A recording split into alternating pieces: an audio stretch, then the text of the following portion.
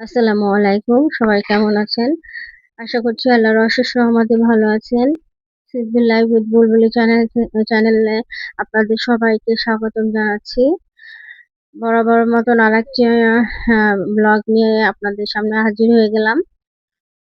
তো যারা আমার চ্যানেলটাকে সাবস্ক্রাইব করছেন তাদেরকে অসংখ্য ধন্যবাদ, এবং যারা আমার চ্যানেলটা এখনো সাবস্ক্রাইব করেননি, শুধু দেখেই যাচ্ছেন, তাদের প্রতি অনুরোধ রইল আমার চ্যানেলটাকে সাবস্ক্রাইব করবেন, লাইক করবেন, শেয়ার করবেন। প্রথমেই আমি সবার আগে আমার গাছগুলোকে দেখাই আমার ব্লগে, কারণ এই গাছগুলো আমার সন্তানের মতো। একটা গাছ আমার সন্তানের মতো। আমার ঘরে পর্যাপ্ত পরিমাণে আলো আসে না, এজন্য আমি সব সময় আমার গাছগুলো বাইরেই রাখি। যদি আমার ঘরে আলো আসতো, সূর্যের আলো, তাহলে আমি গাছগুলোকে, কিছু কিছু গাছ আছে ঘরে রাখা যায়, তো ওসব গাছগুলোকে আমি ঘরে রাখতাম। তো সকালের নাস্তা সেরে আমি আবার একটু চা বানালাম নিজের জন্য। আবার একটু বনরুটি দিয়ে চা খেতে ইচ্ছা করলো। বনরুটি দিয়ে আমি আবার চা খেতে খুব ভালোবাসি। তো বনরুটি কিংবা পরোটা এগুলো দিয়ে চা তো খুবই ভালো লাগে আমার কাছে। কে কে পছন্দ করেন জানাবেন। তো এর মধ্যে আমার মেয়েটা উঠে গেছে, মেয়েটাকে খাবার দিব। তো জানি সব খাবে না, একটুখানি খেয়ে বলবে আর খাবো না।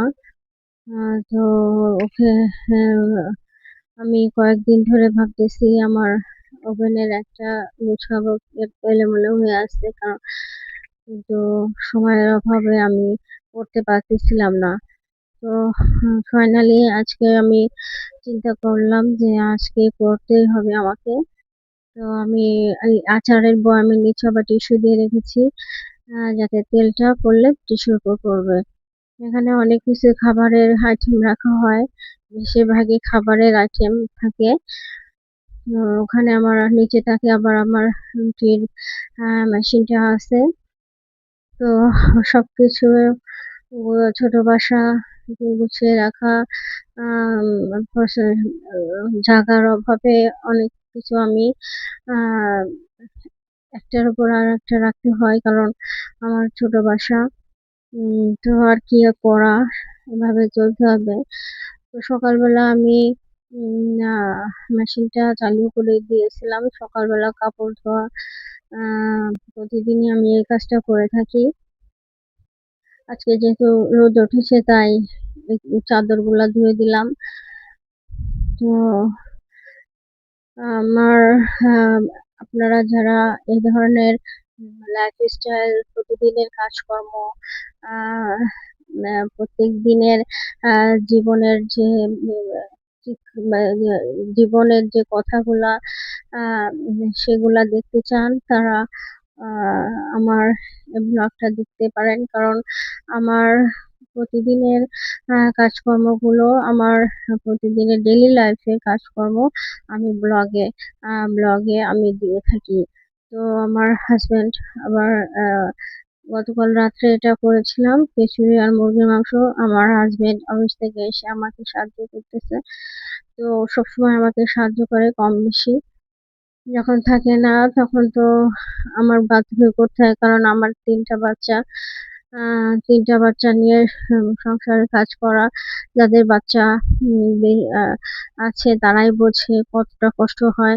তো আমার হাজবেন্ড সবসময় আমাকে সাপোর্ট করে, আলহামদুলিল্লাহ। হ্যাঁ, তো আমি এই যে মুরগি কষানো হয়ে গেছে, আর আমি সবসময় খিচুড়িটা প্রেসার কুকারে রান্না করি। তো প্রেসার কুকারে খুব তাড়াতাড়ি অল্প সময়ের মধ্যে হয়ে যায়, এবং খুব ঝরঝরা হয়। পানি পরিমাণ মতন দিলে খুব মজা হয়। এটা আমাদের গতকাল রাত্রের খাবার, মুরগি ভুনা এবং খিচুড়ি। আমরা মেয়েরা সারাদিন কাজকর্ম করি, তারপর যদি পুরুষরা এসে আমাদের কাজে সাহায্য না করে, তাহলে তো সেই মেয়েটার, মানে সেই নারীটার কষ্টের সীমা থাকে না। তো সব পুরুষ আবার এক না। আমার হাসবেন্ড আলহামদুলিল্লাহ সে যতটা সম্ভব ঘরে এসে কাজকর্ম আমাকে হেল্প করে। তার পরিবারের জন্যই তো হেল্প করে, তাই না? তো এতে তো দোষের কিছু নাই। আমিও তাকে হতে বাধা দিই, কিন্তু সে জোর করে এগুলো করে। উম আসলে সবার ভাগ্যে তো ভালো হাসবেন্ড কিংবা ভালো পুরুষ আসলে আল্লাহ রাব্বুল আলামিন কার ভাগ্যে কি রেখেছেন সেটা নির্ধারণ করে রেখেছেন। আলহামদুলিল্লাহ এদিক দিয়ে আমি সন্তুষ্ট। আল্লাহ আমাকে যেভাবে রেখেছেন সন্তুষ্ট। তো মধ্যবিত্ত পরিবারে সুখটাই সবচেয়ে বেশি দরকার। কারণ টাকা পয়সা না থাকলেও একজন মধ্যবিত্ত পরিবারে আহ, যদি সুখটাও না থাকে তাহলে তো আহ, তাদের দুঃখের সীমা নাই। দুঃখ কষ্ট নিয়েই সারা জীবন তাদের থাকতে হয়। তো আলহামদুলিল্লাহ এদিক দিয়ে আমি সুখী। সবাই আমাদের জন্য দোয়া করবেন এবং আমাদের বা বিশেষ করে আমাদের বাচ্চাদের জন্য দোয়া করবেন এবং সমস্ত বাচ্চাদের জন্য আলহামদুলিল্লাহ আমি আল্লাহর কাছে দোয়া করে জানাই যেন সব পরিবার মা বাবা সহ সকল বাচ্চারা যেন ভালো থাকে, সুস্থ থাকে। আমাদের বাংলাদেশে কয়েকটা জায়গায় প্রচুর পরিমাণে বৃষ্টি, বন্যার পানিতে যারা আহ কষ্টে আছে, নিউজে দেখলে খুব খারাপ লাগে। তাদের কষ্ট এতটা কষ্ট, খাবার পানির অভাব, খাবার ঠিক মতন পৌঁছে না। তো সবাই সবার জন্য দোয়া করবেন যেন আল্লাহ রহমত দান করে বাংলাদেশের উপর। তো কাজের মধ্যে আবার আমি বিছানাটা গুছিয়ে নিলাম। তো এ ধরনের ব্লগ যদি আপনারা আরো দেখতে চান কমেন্ট করে জানাবেন এবং লাইক কমেন্ট সাবস্ক্রাইব করবেন। আমার চ্যানেলটা ঘুরে আসবেন, যদি ভালো লাগে সাবস্ক্রাইব করবেন। আসসালামু আলাইকুম।